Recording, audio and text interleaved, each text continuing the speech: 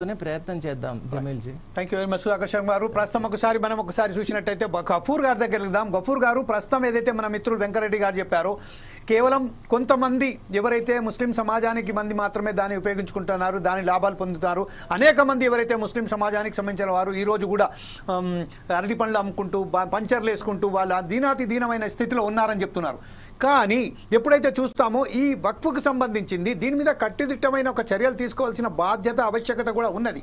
కానీ ఈ చట్టం ద్వారా ఏదైతే చట్టం తీసుకొచ్చారో ఆ చట్టానికి సంబంధించింది వారి నిజాయితీ మీదనే ఈరోజు ప్రశ్నార్థకంగా మారింది. ఈ విషయంపై మీరేమంటారండి? జమీల్ గారు, మీకు శర్మ గారికి మిగతా పెద్దలకు నమస్కారం అండి. జమీల్ గారు, ఈ విషయంలో వెంకటరెడ్డి గారు మాట్లాడి విన్నాను నేను. నాకు వ్యక్తిగతంగా ఆయన పట్ల నాకేమీ దురభిప్రాయం లేదు.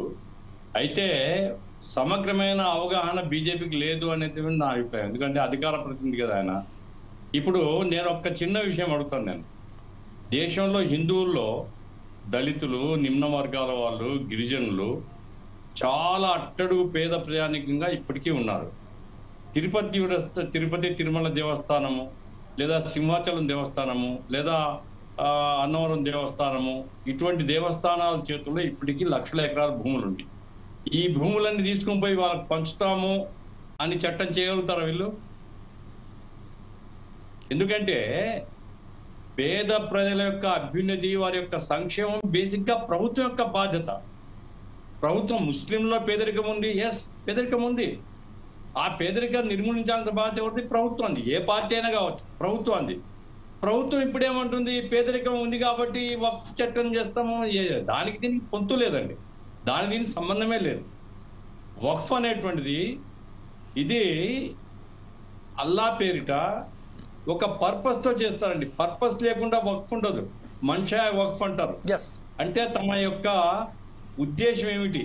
ఈ అల్లా పేరుతో దీన్ని అంకితం చేస్తున్నాము.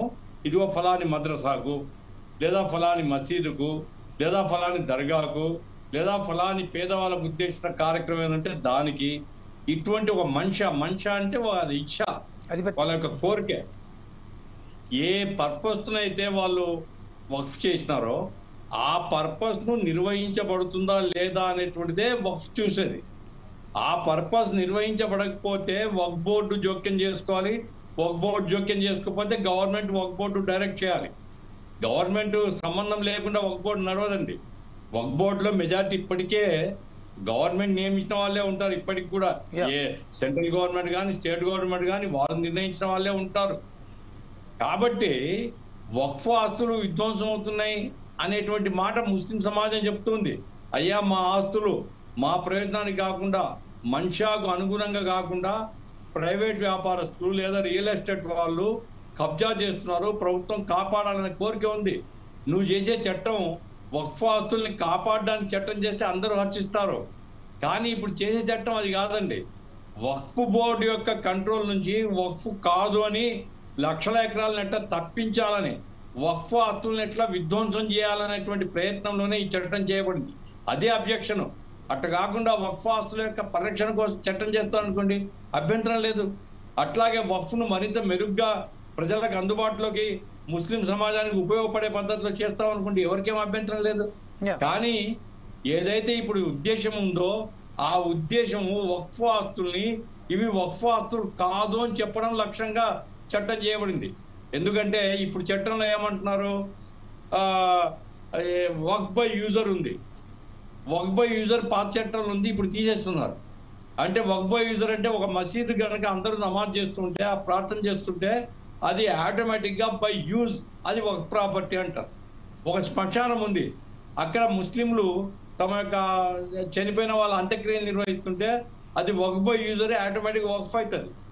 ఒక దర్గా ఉంది, అక్కడికి అందరూ ముస్లింలు పోతూ ఉంటే అది వక్ఫ్ బై యూజర్ అవుతుంది. ఇప్పుడు వక్ఫ్ బై యూజర్ అనేటువంటి పదాన్ని తీసేసినారు. అంటే ఒక్కొక్క ఊర్లో ఇప్పుడు ఒక బాబ్రీ మస్జిద్ కోసం కొట్లాడుకున్నాము, ఇప్పుడు మధురా కోసమో లేకుంటే కాశీ కోసమో బీజేపీ వాళ్ళు తగాదా పెడుతున్నారు. ఇప్పుడు ఈ చట్టం పాస్ అయితే ప్రతి ఊర్లో ప్రతి మసీదు తగాదా అవుతుంది. వక్ఫ్ బై యూజర్ లేదు, చట్టరీత్యా నీకు అధికారం ఉంటే చూపి అంటారు. మసీదు కొన్ని 100 సంవత్సరాల నుంచి ఉండే మసీదులకు ఎవరి దగ్గర చట్టం ఉంటుంది? ఎవరైనా చూపించగలుగుతాడు? చూపించకపోతే ఇది వక్ఫ్ కాదు, శ్మశానం నీది కాదు నాది అంటాడు. ఏం అధికారం ఉంటుంది? కాబట్టి గొడవ పెట్టడానికి, మతం పేరుతో సమాజాన్ని చీల్చడానికి చట్టం చేసినారు తప్ప వీళ్ళు మంచి ఉద్దేశం చేయలేదు. ముస్లిం సమాజం యొక్క సంక్షేమం అనే మాటకు అసలు ఈ చట్టంలో స్థానమే లేదండి. రైట్ సార్, ఇదే విషయంపై మనం రామ్మోహన్ గారి దగ్గరికి వెళ్దాం. రామ్మోహన్ గారు, ఇప్పుడు గఫూర్ గారు ఒక మాట జమీల్ గారు, ఇంకొక విషయం చెప్తాను నేను. Yeah please sir. ఏమిటంటే ఇప్పుడు ముస్లిం సమాజానికి సంబంధించినటువంటి మీరు ఇంతకుముందు చెప్పారు, ఒక మనిషా ఉంటది, ఆ మనిషాన్ని సూపర్వైజ్ చేసే బాధ్యత ఒక బోర్డుది. ఎవరు ఉండాలని ఒక బోర్డులో ముస్లింలకు సంబంధించిన రిప్రజెంటేటివ్స్ ఉండాలా. ఇప్పుడేమంటున్నారు, మెజార్టీ కూడా నాన్ ముస్లిమ్స్ ఉండొచ్చు అంటున్నారు.